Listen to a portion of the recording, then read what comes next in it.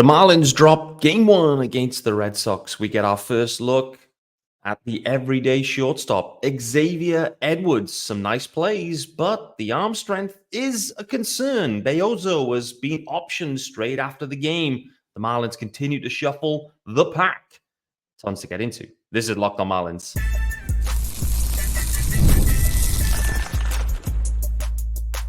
You are Locked on Marlins, your daily podcast on the Miami Marlins. Part of the Locked on Podcast Network, your team every day. Greetings from England and welcome to Locked on Marlins, your daily Marlins pod. I'm your host, Peter Pratt. Hit me up, of course, at Miami Marlins _UK. If you're listening to the pod, of course, leave a review, hit subscribe.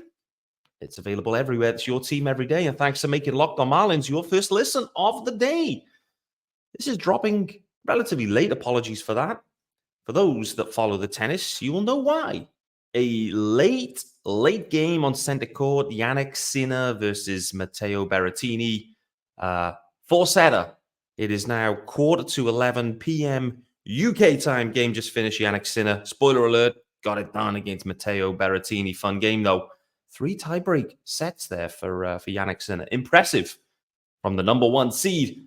Reminder as well, if you are still interested in your Marlins, make sure you hit subscribe, of course, over on the YouTube channel and join me there in the comments for sure. I want to call out, firstly, thank you. Thank you.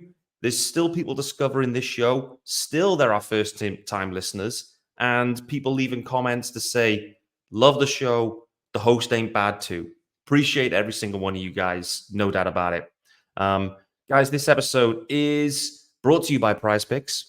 It is the easiest and most exciting way to play daily fantasy sports. You can go to prizepicks.com/lockedonmlb and use that code, all lowercase, lockedonmlb, for a first deposit match up to $100. Tons to get into today, guys. We get action on the field yesterday after the Tim Anderson news. At that point, it was speculation. In some ways, Skip Schumaker hadn't met the media when I was recording the pod. You know, emergency pods, the way we go. We always have to take time to reflect the episode after, because you break the news. I mean, it wasn't like I was breaking the news, but you react to the breaking news, and then the dust settles and you get more information, and then you can talk about it the next day, which is what we're doing now. And the main news was Xavier Edwards will be given the chance to start every day at shortstop. We're going to see what we've got. Skip Schumaker was asked directly, I believe maybe by Fish on First GOAT, Isaac Azut. I'm not sure, but either way, Isaac tweeted about it, which was great to see. Question Skip whether Jazz could return to the infield.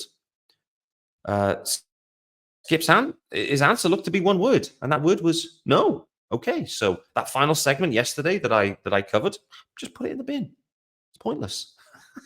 Jazz isn't coming back to the infield. He continues in center field. In yesterday's game, unfortunately for Beozo and for Jazz and for the Marlins, there was, I don't know if a misplay is the right description, but there was a fly ball to center field. Jazz going back at the track to the wall. Maybe the ball was getting out, maybe not. I don't know. In the end, Jazz kind of clatters the wall. The ball comes down and kind of takes Jazz's cap off. So in some ways, it was a catchable ball. On the flip side, considering the season's cooked and one misplay is not going to ruin everything, but glad that there was no major injury with that one. Like, you're trying to work out what's happening with the wall, the track. You're going against it. You're trying to make the play. Next thing is, you lose your bearings. Those baseballs can do some damage, no doubt. So, listen, it didn't go Jazz's way. It didn't go Beozo's way. But I guess it just kind of reminds you. I think it's important for us to be reminded that, Jazz he's just filling in at center field. He's doing fine. Skip Schumaker asked, are we going to see Jazz in the infield? No.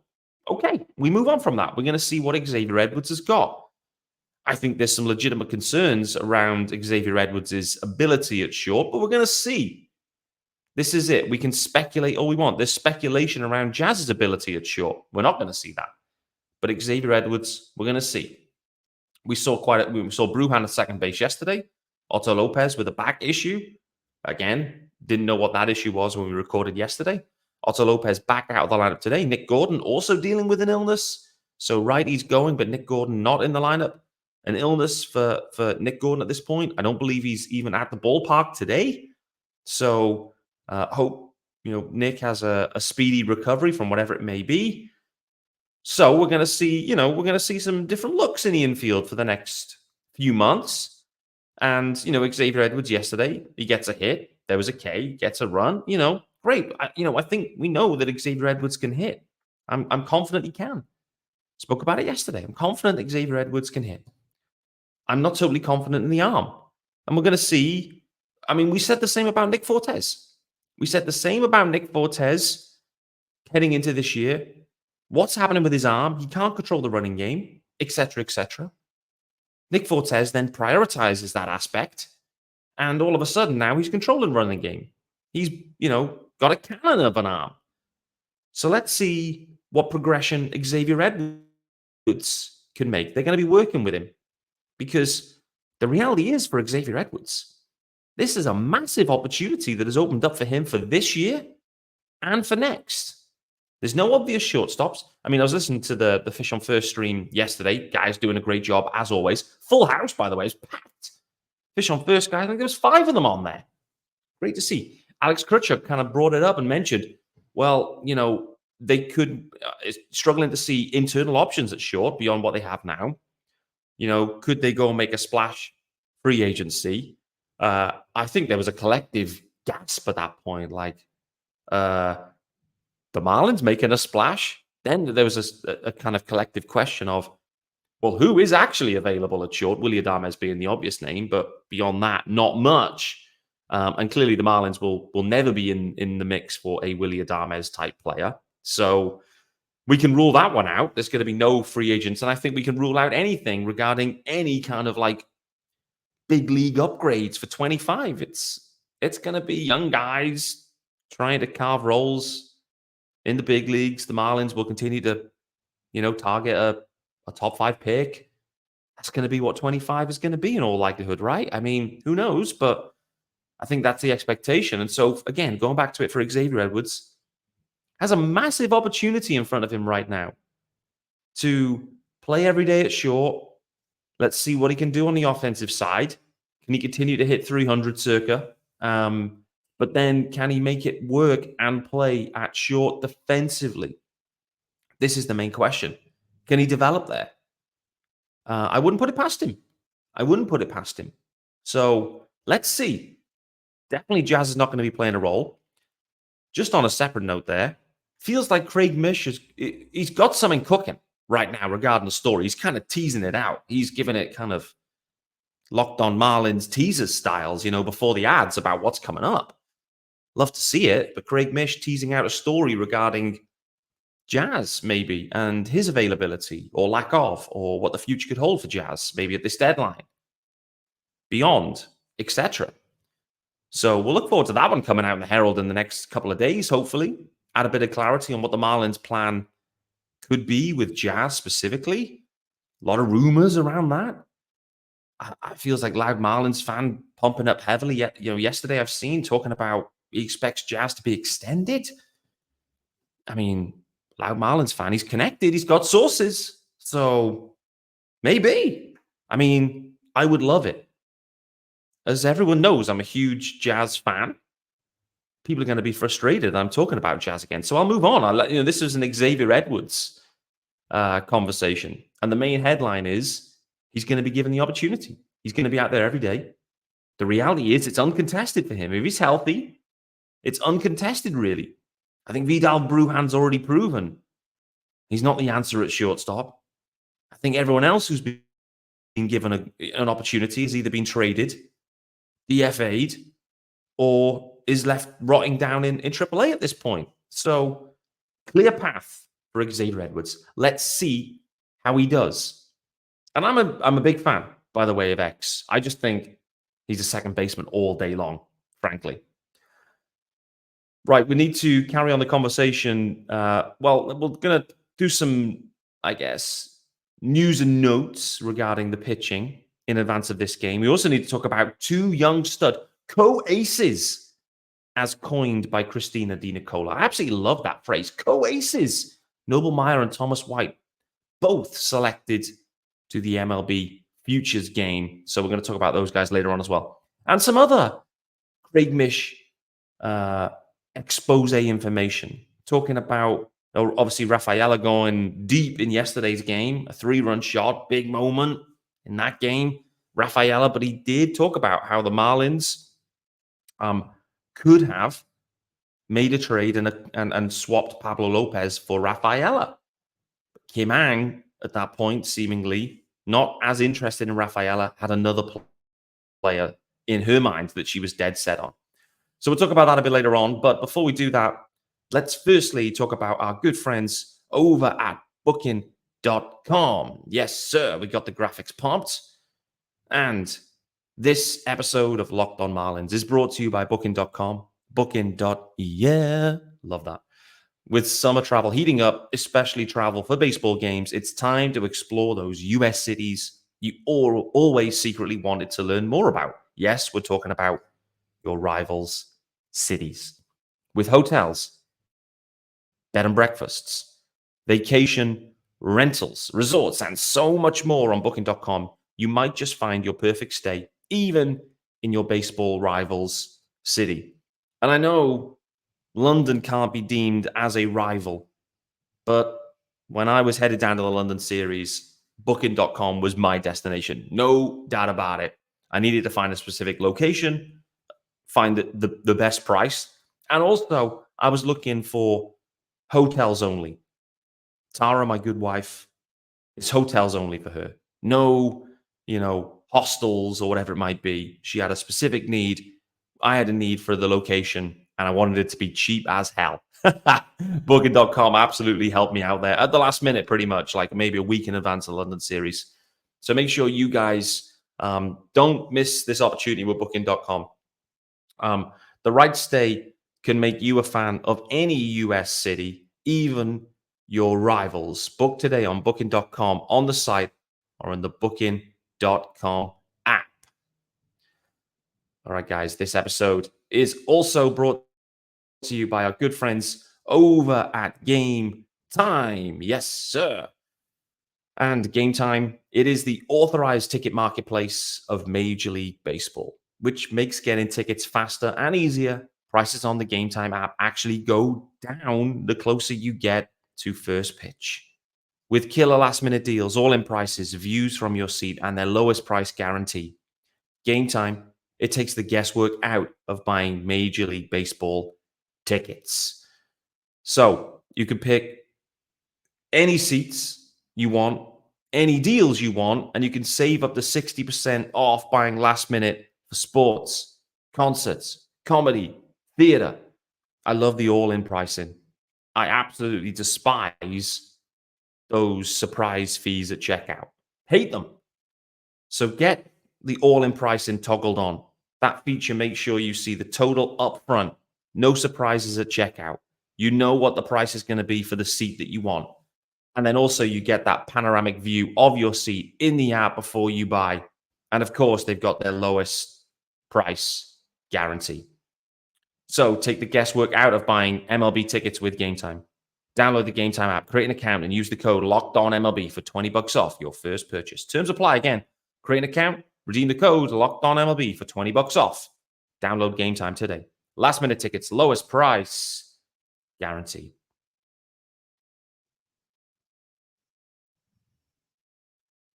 Welcome back to Locked on Marlins with me, Peter Pratt. On Wednesday, the 3rd of July, the Marlins were beaten in Game 1 against the Red Sox. Unfortunately, a little bit of a slow start. They ended up 5-0 down at one point. Beozo, ended up going 5 innings, though, by the way. 5 innings, 7 hits, 5 runs, all of them earned, 1 walk, 8 Ks for Beozo. Gave up 1 bomb, the Rafaela bomb we talked about in advance of the ads. I think for Beozo, I just want to call it out that the line didn't do him full justice, in my opinion. And I think what we saw, Eli talked about this as well in advance, the fact that when he made his debut, there was a lack of left-handed hitting. against him, for the Royals. That was not the case against the Red Sox. They was loaded with lefties. So this was going to be a different challenge for Beozo. And what we saw from Beozo actually was a different type of repertoire. It was encouraging, I would say. When I think about the Marlins pitching, the development, what's a prototypical Marlins pitcher? The one pitch that clearly stands out, which is like the hallmark of the Marlins since I followed them, but particularly since Mel Stottlemyre Jr. has been involved, it is the ability to coach up and have an above average swing and miss changeup. And we saw that with Beozo yesterday, where the changeup at times was filthy. Really encouraging from Beozo. So, listen, 5 earned runs. He goes 5 innings, 5 earned runs, 7 hits. Okay, it's not amazing. Like I mentioned, that 3-run bomb from Rafaela really, was a good part of that, clearly. But the 8 Ks, super encouraging there. Off the back of that, though, Beozo optioned. And so, that's going to be maybe his, last start for some time. Maybe he'll come back in August and September. I don't know. I think this probably mostly links to Edward Cabrera. If I think about the why, Anthony Maldonado has been recalled. Maldonado has performed okay as a reliever. Very interesting today with the tweet just kind of coming out. The Marlins main admin handle dropping here's the roster news. Beozo option, Maldonado recalled.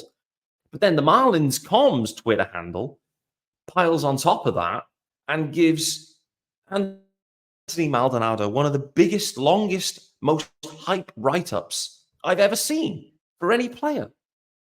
Please don't take this as a negative, Marlins comms. I absolutely love it. I'm all about the hype.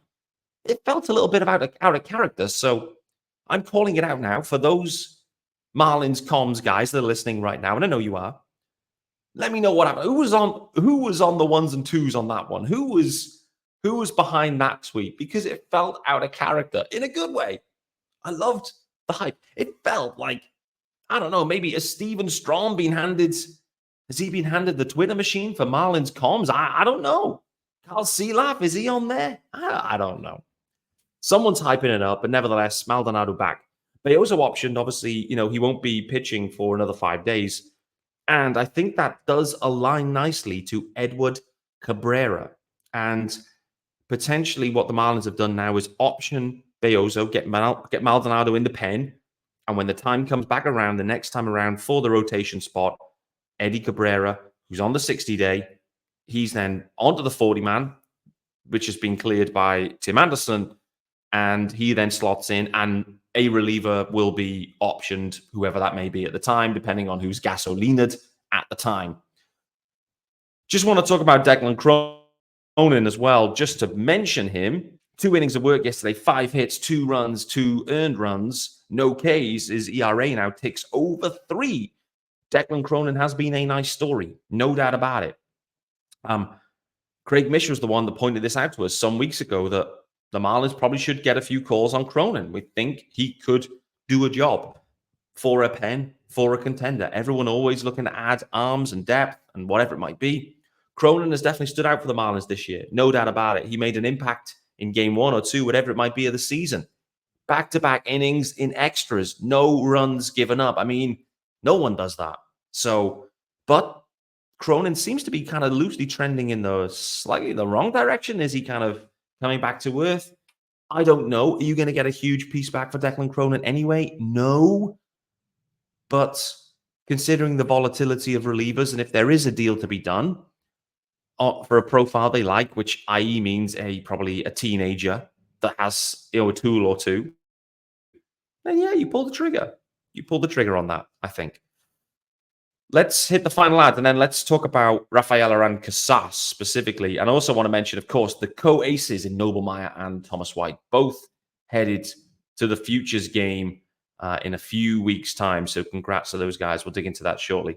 Before we do that, it's time to let you know about our good friends over at PrizePicks. Yes, sir. And PrizePicks is America's #1 daily fantasy sports app and has over 5 million active members. Are you one of them members? You should be. PrizePicks is the easiest and most exciting way to play daily fantasy sports. Unlike other apps on PrizePicks, it's just you against the numbers. That's it. All you do is pick more or less than on 2 to 6 player stat projections and watch the winnings roll in. Get in on the daily action with your friends and become part of the PrizePicks community today. And you can win up to 100 times your money, guys. Yes, 100 times your money on PrizePicks. With as little as 4 correct picks, you can turn $10 into 1,000. And if you're a promotions guy or gal, PrizePicks has got you covered every week, from lowering select player stats projections on Tuesdays to help your lineup hit. Did you get that one yesterday? Did you? Did you get it? Did you get the Jake Berger bombs or the Jesus Sanchez bomb? I don't know. Getting your entry fees back if you have a losing lineup on Friday. So put that one in the back pocket. Remember that for Friday. Only a few days away, guys. PrizePicks is available in more than 30 states across the country, includes California, Texas, and Georgia. You simply have to download the PrizePicks app today and use the code LOCKEDONMLB for a first deposit match up to $100. That's LOCKEDONMLB on PrizePicks for a first deposit match up to $100. Pick more, pick less. It is that easy. All right, guys, final segment here with me, Peter Pratt, on Wednesday's episode of Locked On Marlins. The Marlins play this evening, for my time anyway, and for your time, this afternoon maybe for most, against the Red Sox again in Game 2. Trevor Rogers is going, and Trevor Rogers has a 1-8 record, if you care about wins and losses for starting pitchers, but a 4.87 ERA. It's okay. It's an okay ERA. Trevor's trending in the right direction, has been trending in the right direction. It's been a weird year for Trevor Rogers, I would say. Felt like it was old Trevor was back to start the year. Let's go. Had a bit of a funk. All pain. Now it's back. Let's go. I'm very interested to see about Trevor Rogers at this deadline specifically. Not much pitching available. Control with Trevor. There's been rumors about Trevor for multiple deadlines. Is this the deadline where the Marlins make a move? I'm also very interested about Edward Cabrera.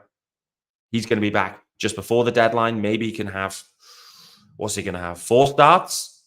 4 starts before the window? Maybe 3? I don't know. Let's say it's 4 starts. How many walks in those 4 starts combined? What Edward Cabrera do we get back? What we've seen at AAA is super encouraging. We'll talk more about Eddie Cabrera and Trevor Rogers as we get into July, no doubt.